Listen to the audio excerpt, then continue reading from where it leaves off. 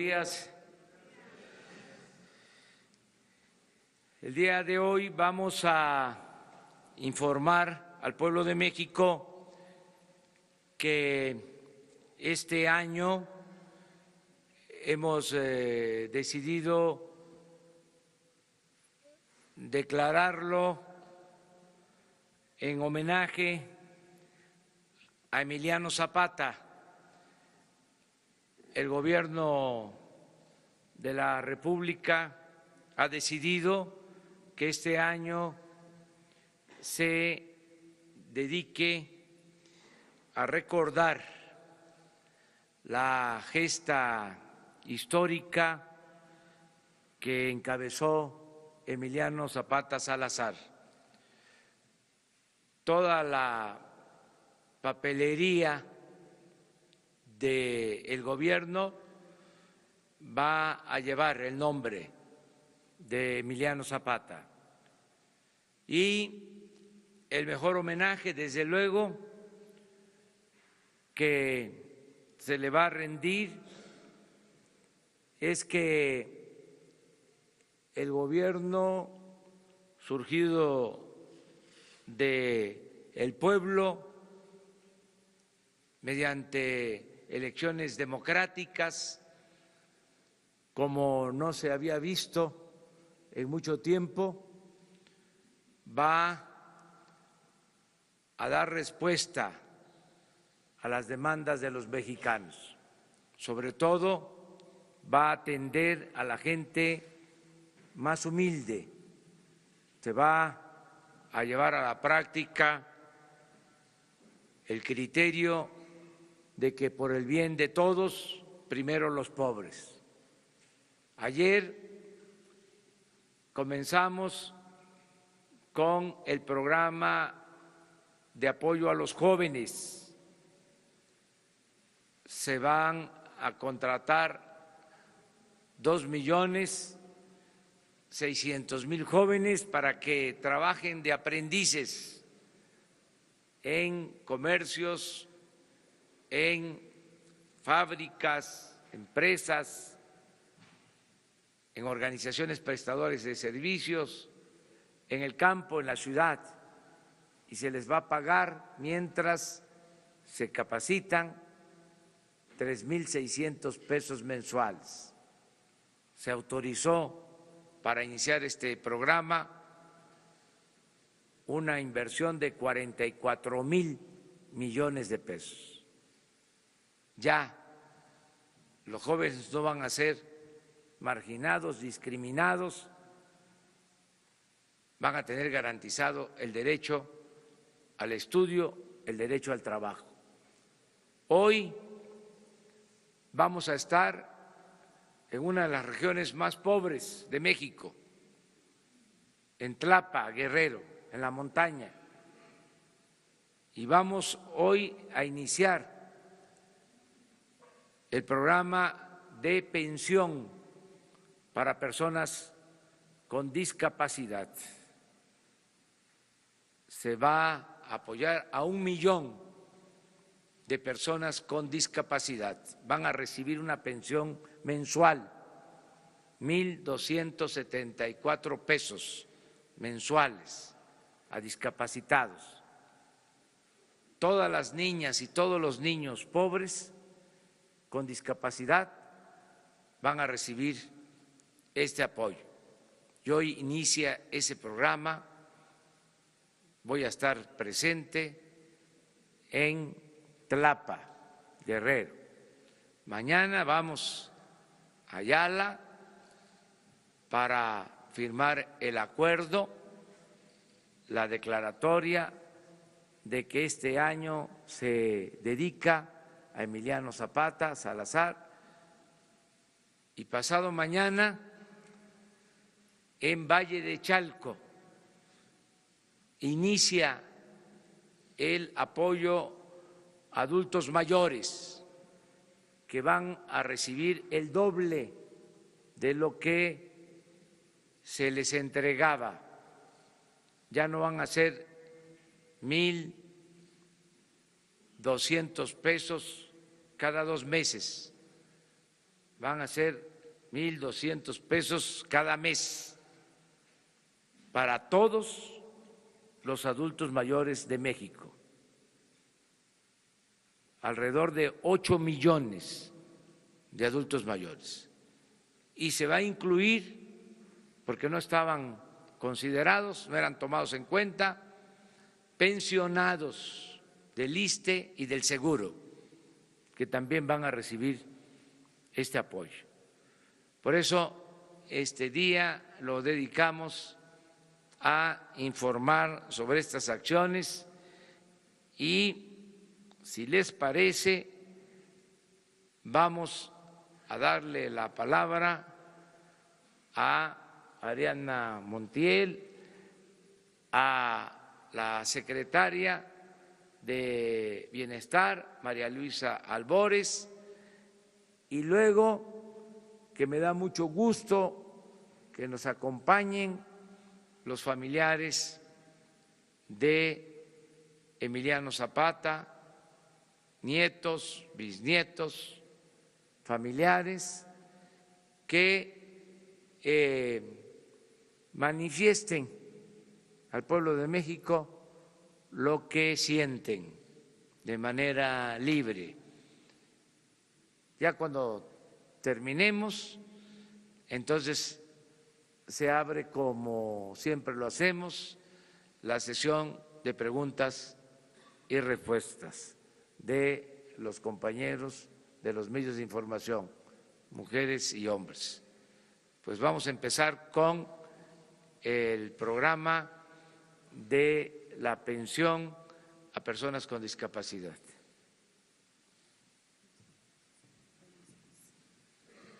Buenos días. Agradeciendo la presencia de todos ustedes, preparamos un testimonial que nos gustaría ver primero, porque consideramos que enmarca la realidad de las personas con discapacidad, la realidad que viven en México. ¿Nos ayudan?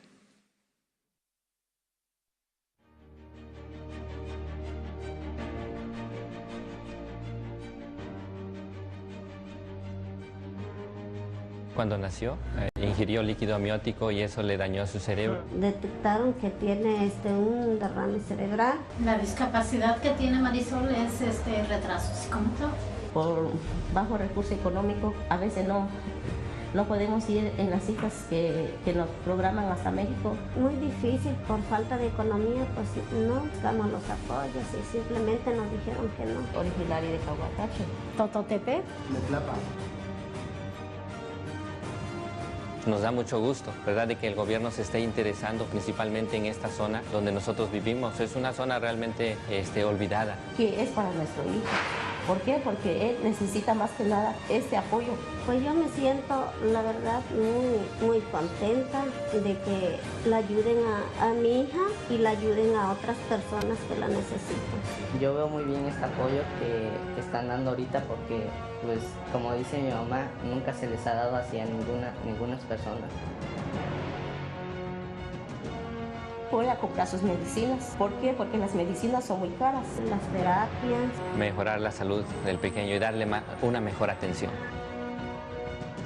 Gracias a Dios que Él está recordando y está viendo a estos pequeños que son angelitos muy cariñosos y son los niños que necesitan más el apoyo.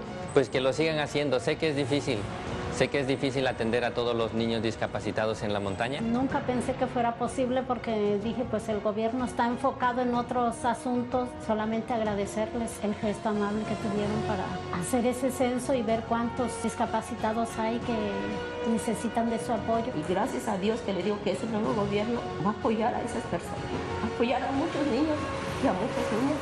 La mayoría, pues, de esta gente está muy olvidada. Si te pusieras en sus zapatos, dudo mucho que aguantarías al menos un día. Me siento muy tranquila con este apoyo que va a recibir Marisol.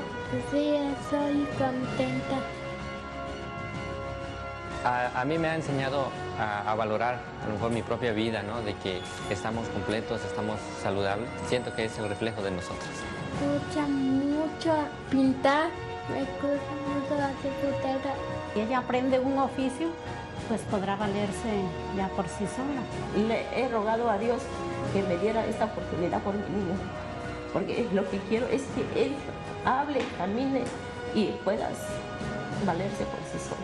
Pues yo quiero estudiar de doctor y pues para ayudar a la gente así como mi hermana. ¿Estás sabiendo?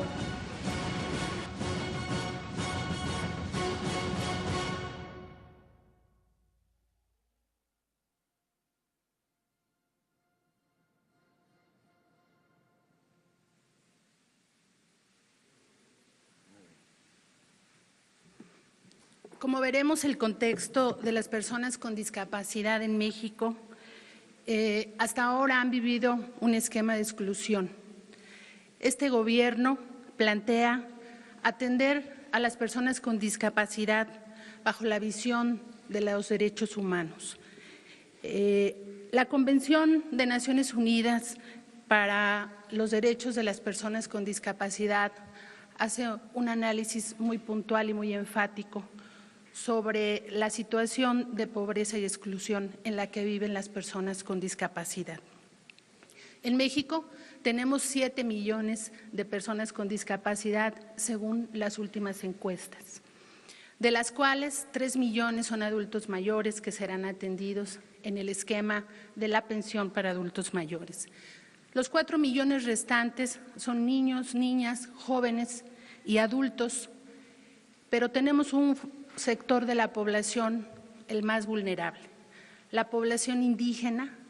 Niñas y niños, así como adultos de la población indígena, tendrán esta pensión en cobertura al 100%. También es enfática la Convención de Naciones Unidas para decir que quienes tienen mayor exclusión en México son los indígenas, la población indígena, y ahí los niños y las niñas. 9 de cada 10 niños viven en pobreza y las niñas indígenas con discapacidad tienen la mayor exclusión. Por lo tanto, esta pensión atenderá como prioridad a las niñas y a los niños de población indígena, también a los adultos de población indígena y en zonas urbanas pobres, principalmente a niñas y jóvenes. El día de hoy esta pensión arranca, como ya lo dijo el presidente, en el municipio de Tlapa, en esta zona muy abandonada del país con extrema pobreza. De tal manera que nos da mucho gusto que arranquemos esta pensión porque vamos a ayudar, como vimos en el testimonial, a mucha gente que le va a ayudar al pago de sus medicinas, al pago de sus tratamientos y de tener una mejor inclusión. Sabemos que las personas con discapacidad tienen menos acceso a la educación, tienen menos acceso a los servicios de salud y de integrarse ampliamente en todos sentidos en la sociedad. Así que el día de hoy es un día de fiesta para nosotros, que esta pensión arranque. Se va a atender a 1 millón de personas. Se ha dispuesto un presupuesto de 8.500 millones para empezar. Así que en adelante, enhorabuena y gracias que el presidente ha puesto sus ojos en esta población que ha sido olvidada y que ahora está en el centro de la política pública de este gobierno. Muchas gracias. Pues ahora le damos la palabra a un representante de la familia de Emiliano Zapata para que exprese aquí su sentimiento. Gracias. Buenos días a todos. Mi nombre es Jorge Zapata González, orgullosamente nieto de nuestro general Emiliano Zapata Salazar. A mi abuelo Emiliano, tu vida fue el umbral de una nueva historia, la historia de los hombres que siguiendo tu ejemplo ofrendaron su vida por la construcción de esta nación. Por eso te llora el caracol, el acecocoli, te lloran los 4 rumbos del universo, te llora la madre tierra, te llora la aurora que se hizo ocaso, Te lloran nuestros abuelos que te hicieron calpulelque. Te lloramos todos de rabia y de tristeza. Los hombres y las mujeres libres que mantienen vivo el grito de rebeldía de tierra y libertad. Mi general Emiliano Zapata Salazar, recordamos que el 6 de diciembre de 1914 estuviste en este lugar, en este Palacio Nacional, tomando el poder de manera simbólica. Te recordamos por tu generosidad al rechazo sentarte en la silla presidencial que te propuso el general Francisco Villa, porque representaba aquello contra lo que luchabas, la pobreza, la injusticia y el abuso de poder. Y le contestaste: gracias, mi general Villa, pero yo no me puedo sentar en esa silla porque está embrujada y quien se sienta ahí pierde la razón y pierde el sentido de quien lo trajo aquí. Sabemos, mi general Zapata, que no rechazaste la silla por falta de claridad en tus ideales. Esos ideales siguen vigentes. La rechazaste porque el pueblo te dio un mandato. Obedeciendo, esa fue tu causa. Tú no necesitabas esa silla. En esa causa, millones de mexicanos estamos comprometidos esperando que esto suceda. Y hoy en este lugar estamos con el hombre que puede representar esos anhelos. La esperanza de las cosas pueden ser diferentes. Tus ideales plasmados en el Plan de Ayala como bandera de la resistencia popular, como aspiración de los pueblos originarios, como legítimo derecho a nuestras tierras, montes y aguas, no se han concretado. Por eso México tiene una deuda pendiente con los indígenas y los campesinos, pero estamos convencidos de que serán reivindicados por este gobierno. Gracias, Andrés Manuel López Obrador, presidente de la República Mexicana. Gracias, presidente, por abrir estas puertas de Palacio Nacional a la causa zapatista. Con esto le hace justicia a un gran héroe de la Revolución Mexicana, que pensaba que otro México era posible. Hoy venimos contigo, Andrés Manuel, a conmemorar el centenario luctuoso del cobarde asesinato del general Emiliano Zapata, ordenado por Venustiano Carranza y ejecutado por el cobarde traidor Jesús Guajardo.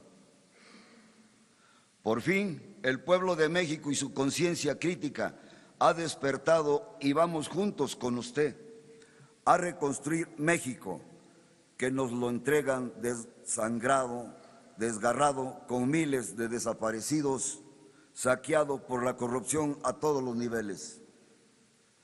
Un México al que le han querido quitar la esperanza que hoy tenemos. Un México despertó en pie de lucha y junto con usted vamos a lograr, porque la esperanza empieza a brillar con el quinto sol y nos abre nuevos caminos para nuestros hijos. Lo invitamos a que juntos recorramos cada rincón de nuestro querido México. Vamos a gritar de alegría, de felicidad. Nos necesitamos, vamos a convocar a todo el pueblo de México a la unidad en la acción, que los rencores que tenemos todos queden en el olvido de la historia, para que juntos logremos la cuarta transformación. No es un trabajo fácil que pueda desarrollar un solo hombre. Es un trabajo de todos los mexicanos y juntos haremos historia. Hoy, ante la embestida de los enemigos de México, hacemos un llamado a todo el pueblo, a la unidad, a cerrar filas en torno a este nuevo proyecto de nación que quiere terminar con la corrupción, con la miseria, con la pobreza, con los privilegios, con la impunidad. Por eso votamos convencidos de que podía haber un cambio y tengan la plena seguridad que nos vamos a defender y lo vamos a lograr. Nadie nos va a detener. El pueblo de México y los zapatistas estamos con usted. Cuente con nosotros, señor presidente, no está solo. Somos millones de mexicanos en contra de unos cuantos miserables. Reforma, justicia y ley, tierra y libertad, lemas de nuestro general Emiliano Zapata Salazar. ¡Viva mi general Emiliano Zapata Salazar! ¡Viva! ¡Viva Andrés Manuel López Obrador! ¡Viva! ¡Viva México! ¡Viva! ¡Viva México! ¡Viva! ¡Viva México, cabrones! ¡Viva!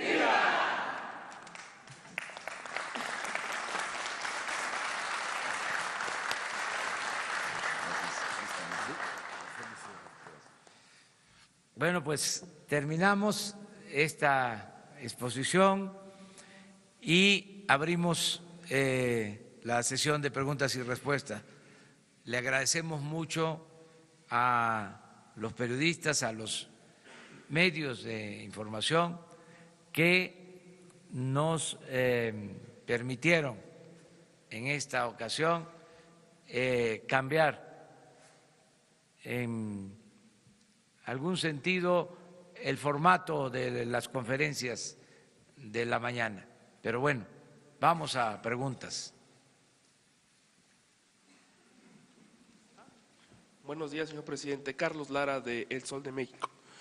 Preguntarle, presidente, sobre este tema del asunto del combate al robo de combustible.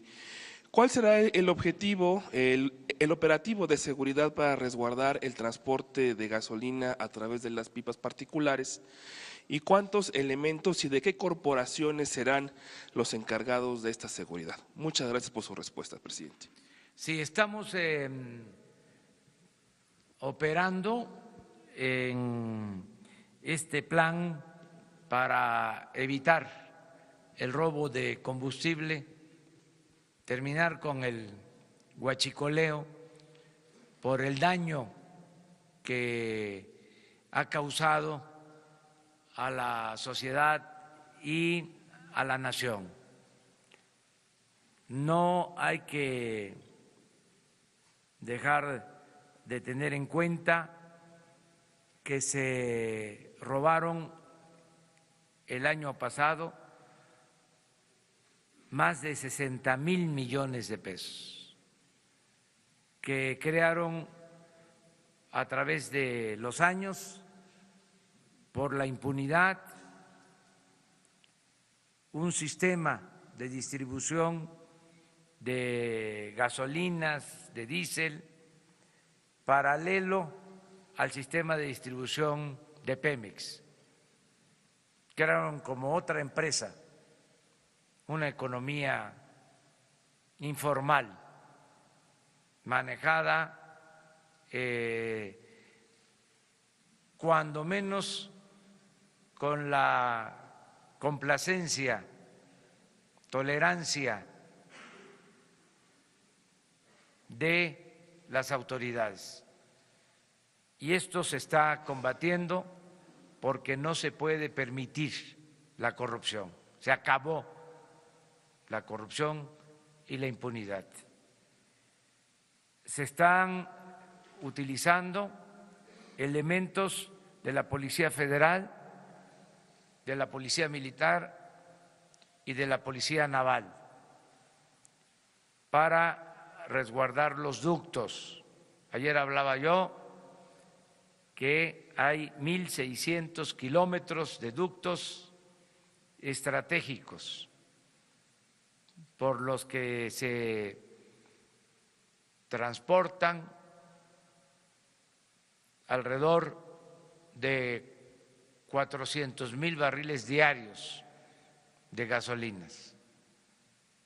Y esos 6 ductos son los más afectados, son los que tienen redes alternas, son los que ordeñan más y en algunos casos de manera deliberada los rompen, hay sabotaje. Eso está sucediendo en estos últimos días en el ducto de Tuxpan a Azcapotzalco. Por eso la reducción en el abasto de las gasolinas que está afectando al Estado de México, a la Ciudad de México y a la zona central del país. Ayer en la madrugada rompieron el ducto, se reparó, estuvo cargado, empacado, funcionando todo el día y a las 11 de la noche lo volvieron a romper. Ya se está de nuevo reparando, me informan que en una hora más se restablece el abasto. Esto es lo que estamos enfrentando. Ya lo dije, a ver quién se cansa primero, porque vamos a impedir que se roben la gasolina. Se robaban alrededor de 800 pipas diarias y desde que echamos a andar este plan hemos bajado a 100 pipas, es decir, 700 pipas menos. Calculamos que se han ahorrado cerca de 3,000 millones de pesos desde que inició este plan. Desde luego se generan molestias y por eso no voy a dejar de agradecerle a la gente su apoyo, su comprensión, que nos ayuden como lo están haciendo para que no haya psicosis, que no haya miedo, que se tenga muy presente que hay gasolina suficiente en el país y diésel y turbocina suficiente, que es un asunto nada más de distribución, que ya estaba montado este sistema de abasto alterno y al momento de que se impide, pues genera estos reacomodos, pero ya estamos utilizando pipas, muchas pipas, los transportistas están ayudando para normalizar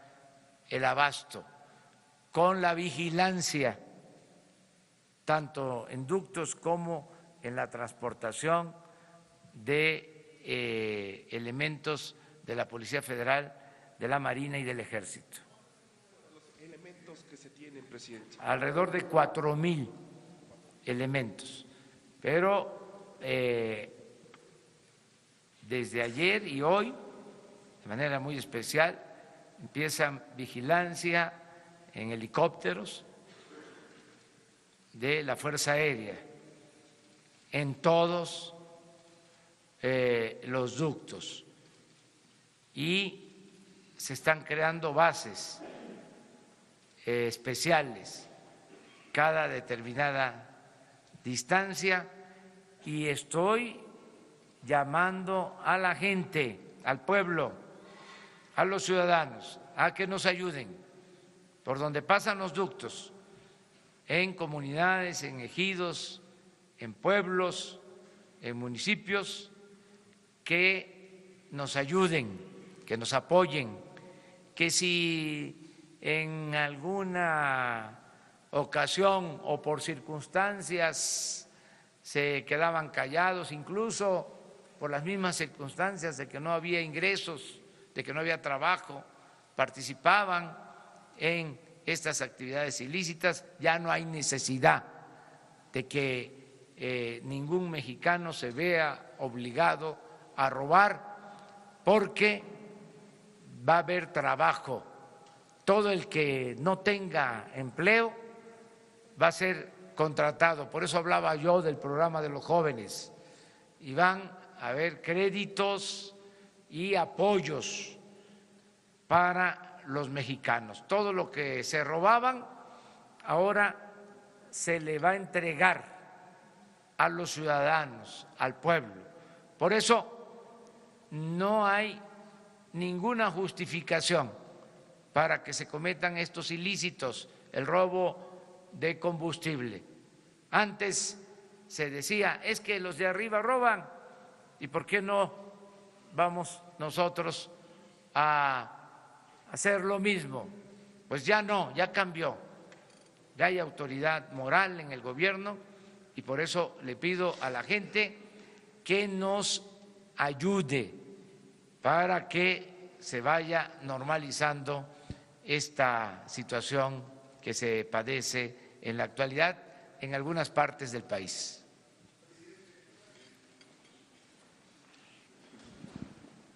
Buenos días, presidente. Misael Zavala, del Universal. Yo quisiera preguntarle, ayer el Banco de México, el Banjico, dijo que esta estrategia del huachicoleo, contra el huachicoleo, y de cerrar los ductos, va a crear o le va a pegar a las finanzas del país y también va a generar inflación. Pero por otro lado, el Fondo Monetario Internacional ve bien esta estrategia. Yo quería preguntarle cómo ve esta situación por parte del Banjico. ¿Usted cree que sea una estrategia de ellos para presionar al gobierno y que se abran los ductos? ¿O cómo está leyendo esta declaración del gobernador del Banco de México? Y por otro lado también se dio a conocer que el líder sindical, Romero Deschamps, ayer se amparó. No sé si tenga información acerca de esto. Muchas gracias. Miren, hay criterios. Por ejemplo, no sabía que el Banco de México había opinado lo que se está aquí manifestando. Sí sabía que el Fondo Monetario Internacional expresó que con esta medida se iba a fortalecer la economía de México, se iba a fortalecer Pemex. Eso lo considero lógico, porque todo lo que hagamos por combatir la corrupción, que es el principal problema de México, fortalece la economía nacional y fortalece la economía de los mexicanos, y el gobierno distribuye el presupuesto con equidad y con justicia. Pero cada quien tiene su enfoque, su criterio, y nosotros somos respetuosos de la autonomía del Banco de México. Yo lo que estoy observando es de que tenemos gasolina, de que hay este plan para resolver el problema del desabasto. Estoy observando que no aumenten los precios de las gasolinas, afortunadamente no han aumentado, y estoy observando que desde el día que tomé posesión hasta ayer se ha fortalecido el peso. Es decir, no ha habido deterioro en nuestra moneda. Eso es lo que puedo demostrar. Ayer mismo se fortaleció el peso con relación al dólar, se apreció.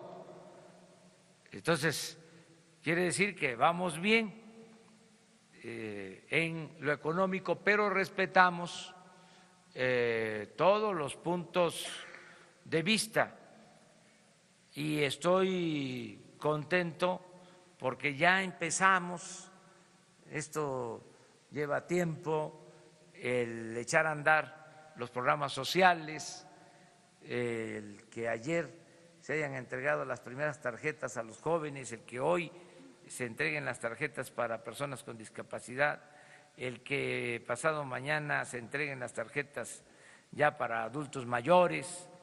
Esto va a ayudar mucho para mejorar la situación económica y social de nuestro pueblo.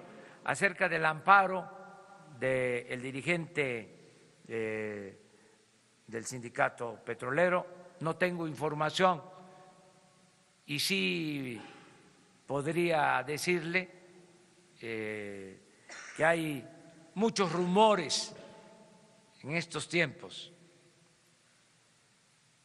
y que es muy probable, aunque no lo descarto, pero ya dije que no tengo información al respecto, pero es muy probable que sea parte de la campaña que se produce por las circunstancias actuales. Nosotros no tenemos ninguna denuncia presentada en contra del dirigente de petróleo. Esto sí se lo puedo asegurar.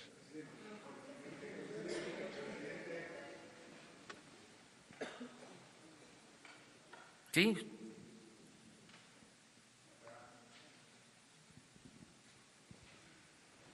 Muchas gracias. Buenos días, señor presidente, funcionarios invitados.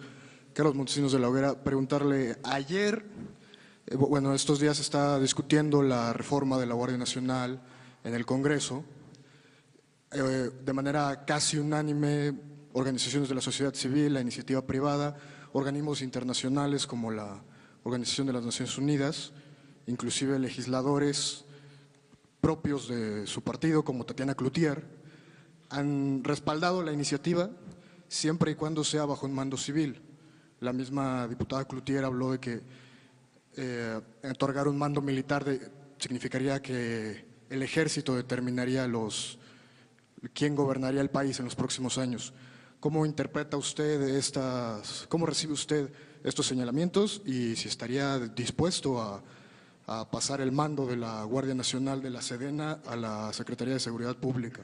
Se está analizando,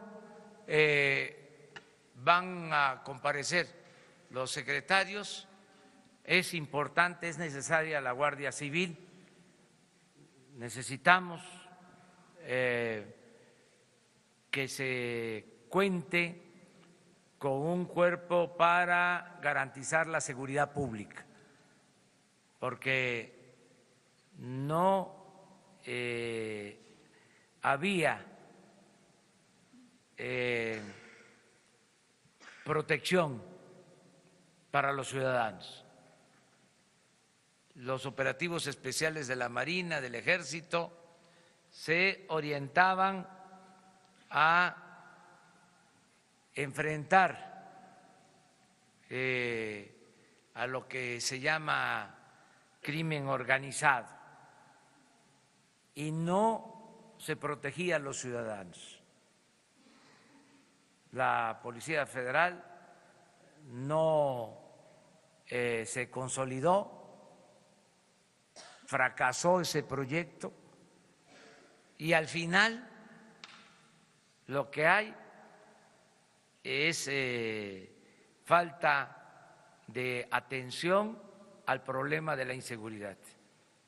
No se protege a los ciudadanos. Por eso la decisión que tomamos, que estoy promoviendo, de crear una Guardia Nacional uniendo a la Policía Militar, a la Policía Naval y a la Policía Federal, y dándole el apoyo a el Ejército. Tengo yo la confianza en el Ejército como tengo la confianza en todos los seres humanos. Yo confío mucho en que es más lo bueno de la gente que lo malo. Pueden decir que soy un idealista, que soy un ingenuo, pero creo en la gente. Y hay soldados que son del pueblo. El soldado es pueblo uniformado. Son hijos de campesinos, los soldados, hijos de obreros, que no se les puede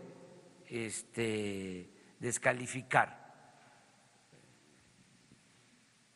En los momentos más difíciles, cuando el militarismo, cuando la represión durante el movimiento zapatista, habían 2 generales que pertenecían al mismo ejército, pero con actitudes distintas. Huerta, que fue a los pueblos de Morelos a combatir el zapatismo, y el general Felipe Ángeles, muy distinto. Ahora, después de que surge este nuevo ejército, luego del asesinato cobarde también del presidente Madero,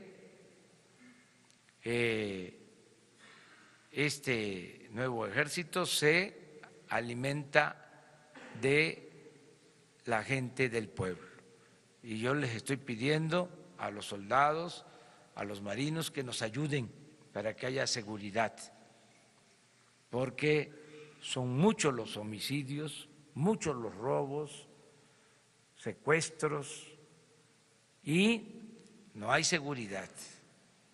Entonces necesitamos esta Guardia Nacional con el compromiso de que no va a haber represión.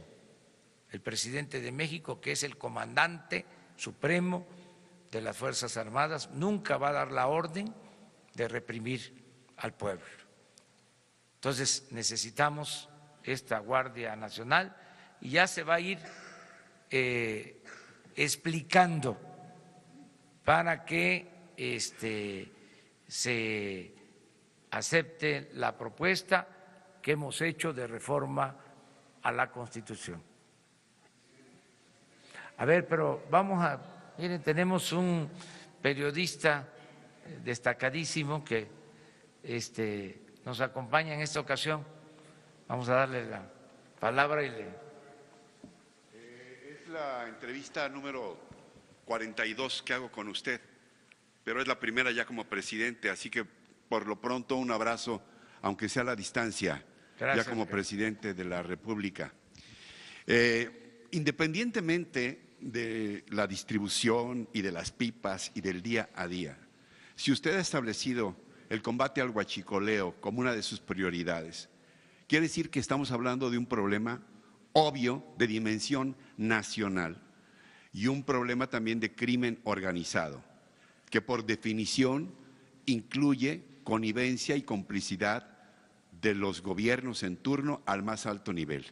La pregunta es si algún día vamos a conocer a los huachicoleros, pero no a los que pican los ductos, sino a los huachicoleros de a de veras, los huachicoleros de cuello blanco de este país, que tanto han sangrado las venas abiertas recordando lo que decía algún gran pensador del país. Esto por un lado, y por el otro, si su equipo, si su propio gobierno está pendiente de evitar que variables, amenazas de las que se está hablando, como de pérdidas económicas gigantescas, inflación que ya se mencionaba, o incluso pérdidas de empleos, para evitar que este combate tenga efectos negativos para lo que se está buscando, señor presidente. Sí, es, Ricardo, enfrentar este problema, este flagelo que se permitió durante muchos años, y es algo que podría incluirse en el libro Las venas abiertas de Eduardo Galeano, por las dimensiones del saqueo y la tolerancia de parte de las autoridades. Y he dicho que no se va a permitir la corrupción ni la impunidad. Cero corrupción, cero impunidad, y en este caso ya están abiertas investigaciones para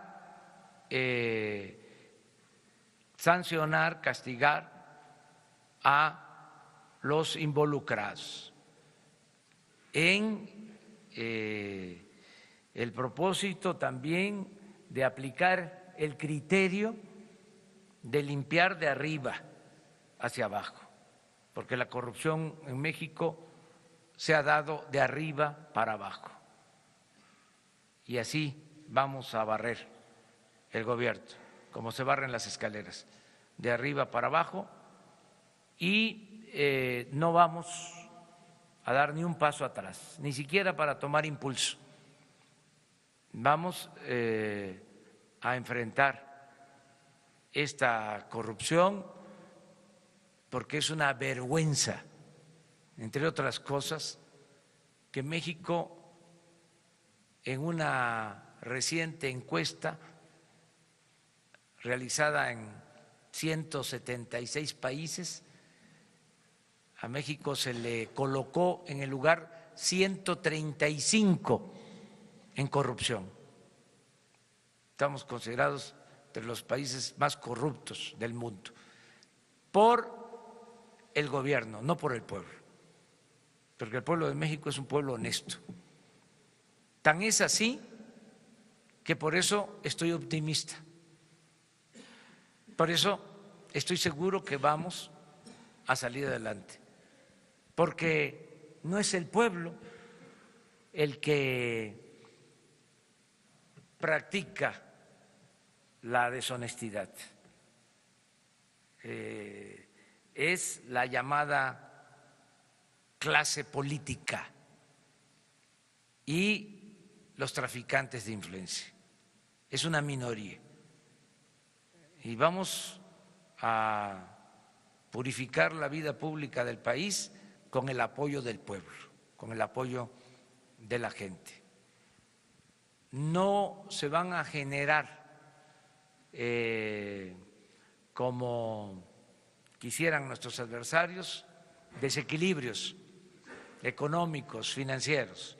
Hablaba yo de que ayer se fortaleció el peso y en los días que llevamos, 40 días aproximadamente, se ha apreciado el peso, y ahí están los datos, y se ha mantenido estable la bolsa. Y acabo de ver información de que está considerado México entre los países más seguros para la inversión. Todo esto por la confianza que da el gobierno y por la decisión de no permitir la corrupción, que haya un auténtico Estado de Derecho en el país, porque lo que había era un estado de chueco. Entonces vamos a poner orden y creo yo que las cosas van a mejorar. Le aprecio su respuesta, señor presidente.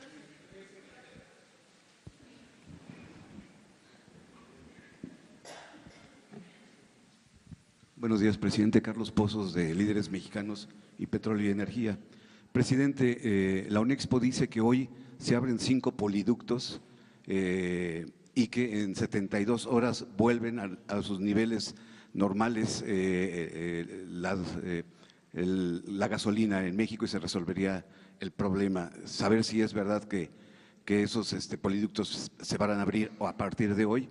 De igual forma, hay insistencia en que hay 9 buquetanques varados en puertos, y porque no están abiertos esos ductos no se puede descargar la gasolina y lleva mucho tiempo en hacerlo. Mi segunda pregunta sería, señor presidente, ¿recibió usted, hablando de libros, un país en donde, del presidente Enrique Peña Nieto, en donde imperaba la cleptocracia? Y finalmente, señor presidente, saber qué pasó con el avión presidencial. ¿Ya se vendió? Porque sería bueno que usted lo utilizara en defensa o para asegurar su seguridad. Mil gracias. Bueno, la tendencia es a que se va a normalizar el abasto. No quiero decir cuándo, porque no quiero fallarle a la gente. Decirles de que estamos trabajando para normalizar el abasto lo más pronto posible. No va a mantenerse esta situación por mucho tiempo. Tenemos gasolina suficiente. Acerca de los buquetanques, sí están en espera, porque tenemos que estar recibiendo gasolina diariamente de un considerable número de buquetanques. Yo solo recuerdo que desgraciadamente se están comprando 600,000 barriles diarios. Consumimos 800,000 barriles. Producimos 200,000. Se compran 600,000 barriles. Entonces, constantemente están entrando barcos a todas las terminales marítimas. Es un reporte que tengo diario. Por eso digo, no tenemos problema de falta de gasolinas. Tenemos gasolina para mucho tiempo. Es un asunto de distribución al interior del país por el sabotaje en los ductos al tomarse la decisión de no permitir el robo de combustible. Eso es lo que puedo decir. Acerca del avión presidencial, ya se fue, está en California. Yo no lo voy a usar. Yo voy ahora a Tlapa, voy a hacer como 5 horas de camino.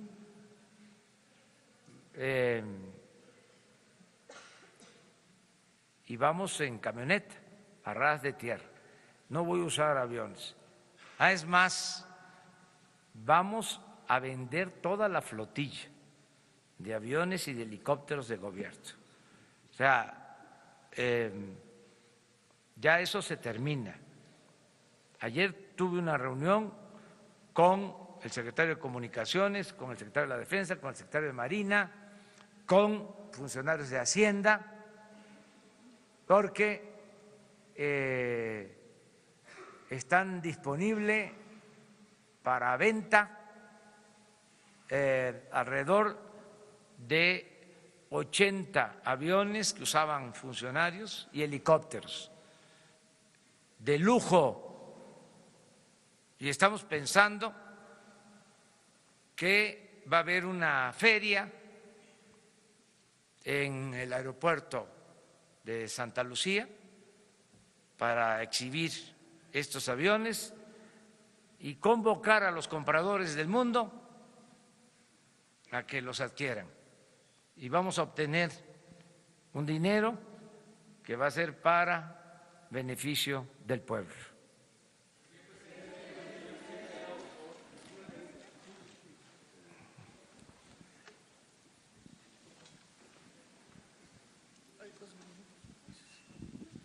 Buenos días, presidente. Alejandro Lelo de la red de Diario Basta, Grupo Cantón. Preguntarle, presidente, en primer lugar, usted nos ha dicho, sobre todo el miércoles, insistió que sabían demasiado sobre las cifras de robo de huachicoleo. ¿Esto no era una especie de inventario de lo que se robaban para que los jefes de esta mafia pudieran exigir rendir cuentas de las ventas, es decir, el inventario contra las ventas no era una especie de inventario. Y lo otro, estoy aquí un poco tomándole el pulso esta vez a lo que dicen en las redes sociales, estoy siguiendo la transmisión en vivo. Están insistiendo sobre el caso de Romero de Champs, algunos dicen que va a haber impunidad, que está bien, sobre todo por el comentario que hizo que no hay ninguna averiguación previa en su contra. El caso de Romero de Champs es una especie de facto de testigo protegido para combatir el huachicoleo. Bueno, sobre esta última pregunta, insisto, nosotros no vamos a actuar si no tenemos elementos, si no hay denuncias, si no hay pruebas. Y por lo que corresponde al gobierno, le puedo decir, no existe una denuncia. Yo entiendo que hay gente que quisiera que se le enjuiciara, pero esto no corresponde a lo que legalmente existe. No hay de parte del gobierno una denuncia, no hay pruebas. No significa impunidad, significa decir la verdad para que no haya falsa información, rumores, o sea, de que nosotros estemos persiguiéndolo porque no existe esta denuncia. No se puede enjuiciar a nadie si no existe una denuncia formal. Entonces eso es lo que quiero explicar. Acerca de la contabilidad, desde luego, era una contabilidad oficial, es una contabilidad de Pemex y de Hacienda. Esto viene desde el gobierno de Fox, que se robaban alrededor de 10,000 millones en aquel entonces, al año, y fue subiendo hasta, bueno, esto es lo reciente. ¿No tienen el histórico de pipas? Ah, no. Entonces, pero se tiene toda la información por año. Hay una cosa también interesante que hay que comentar. Como fue creciendo la importación, por eso mi condena mayor es al sistema político, económico, neoliberal, porque fueron desmantelando a Pemex y a todas las empresas de la nación. Entonces, hace 20 años no comprábamos gasolina, se producía la gasolina en México. Con el modelo neoliberal empiezan a abandonar la industria petrolera. Bueno, desde hace 40 años no se construye una nueva refinería en el país. Entonces, ¿qué fue pasando? Incluso esto se agravó con la llamada reforma energética.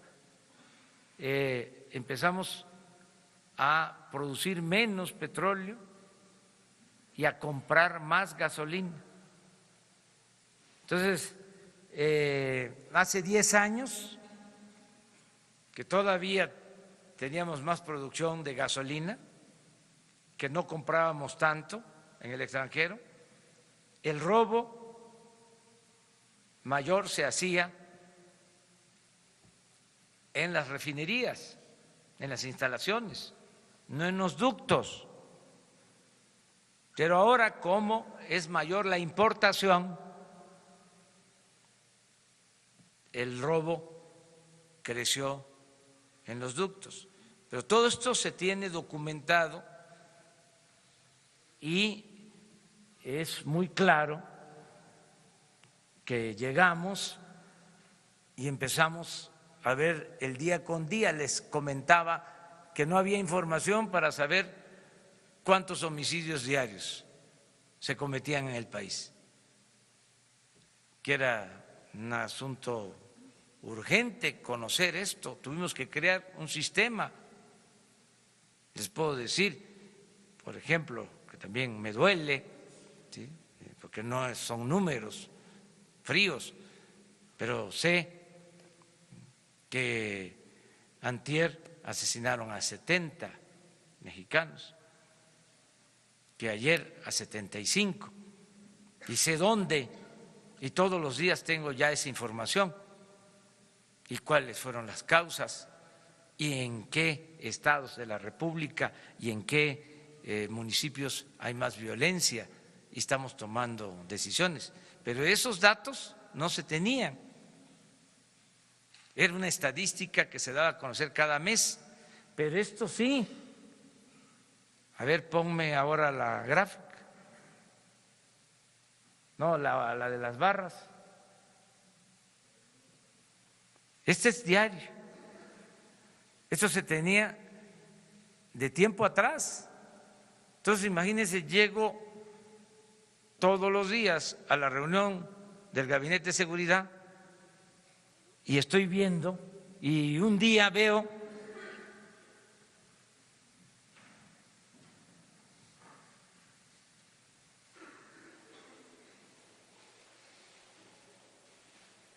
ya estábamos aplicando el plan, pero ese día se roban 1,100 pipas. No era para esperar, porque entre más tiempo estuviese yo viendo esto, me estaba convirtiendo en cómplice. Y dije, se acabó. Y a partir de ahí tomamos la decisión. ¿Y cuál fue la decisión? ¿Por qué ese día en particular creció tanto el robo? Porque ese día, desde Pemex, desde la oficina central, donde se monitorea cómo se traslada la gasolina por los ductos, y se ve, se puede advertir cómo pierden presión los ductos, en vez de cerrar cuando estaban robándose la gasolina, cuando estaban ordeñando los ductos, mantuvieron abiertos los ductos. Entonces, a partir de ahí se cierran y vamos a abrirlos y cerrarlos, teniendo la vigilancia para evitar el robo. Y empieza el plan.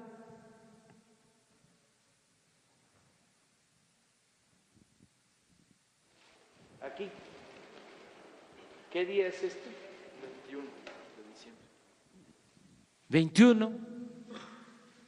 Y miren,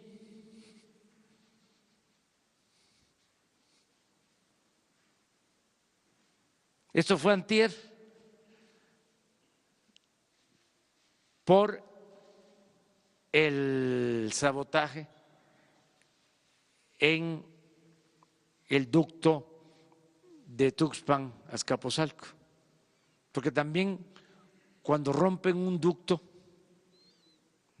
los sensores que se tienen para saber dónde están las fugas dejan de operar, dejan de funcionar.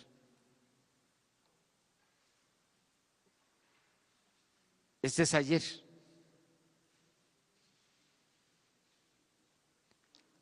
¿Cuánto significa en dinero? Bueno, como 2.500, 3.000 millones de pesos, menos de lo que se robaba. En pipas, si se robaban 800, este es un promedio de 100, quiere decir 700 pipas menos.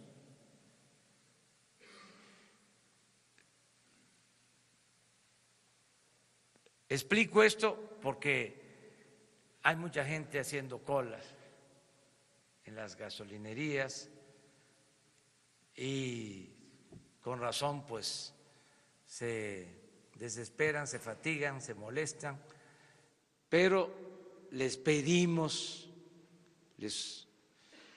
que nos comprendan que tenemos que resolver este asunto entre todos los mexicanos. Terminamos, porque ya se nos fue, ya les decía, voy hasta Tlapa.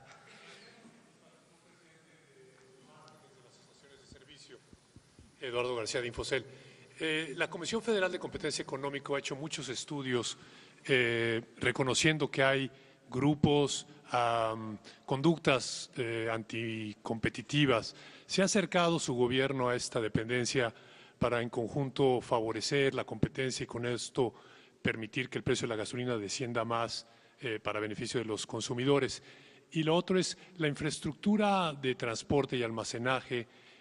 Ahora, como usted nos dijo también ayer, se permite que la iniciativa privada pueda realizarla. Hay interés de muchas empresas, Sierra Oil and Gas y Enova, pero no tienen los permisos ni las licencias del gobierno para llevar a cabo estos proyectos de inversión. ¿Su gobierno también tiene esta inclinación de poder darles estos permisos? Gracias. Vamos a revisar todo el sistema.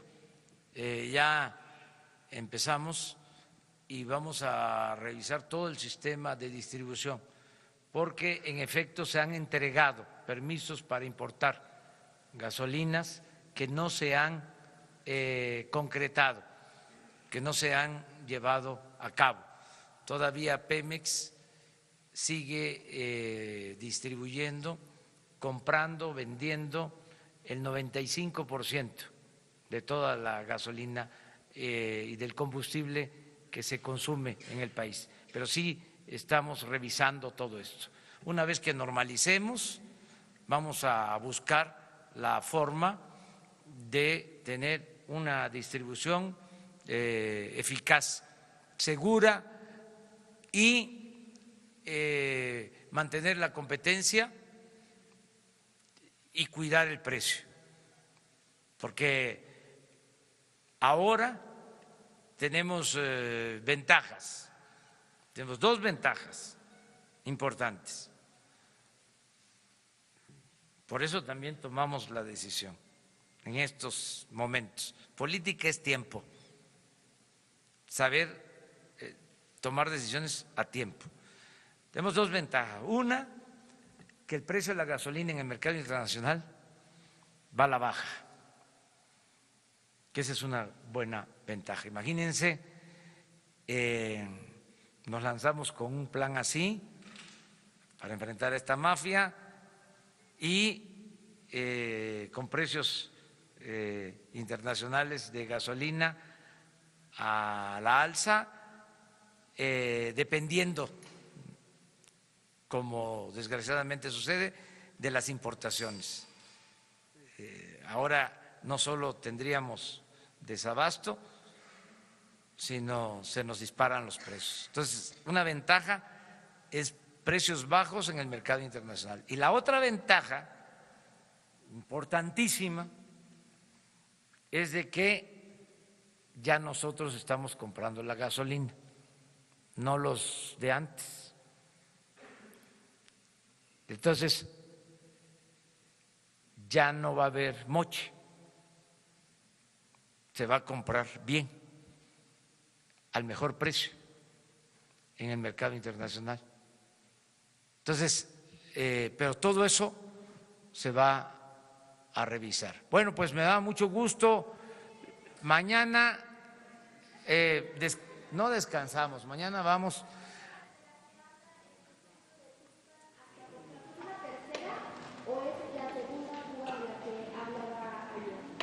Esta es la tercera.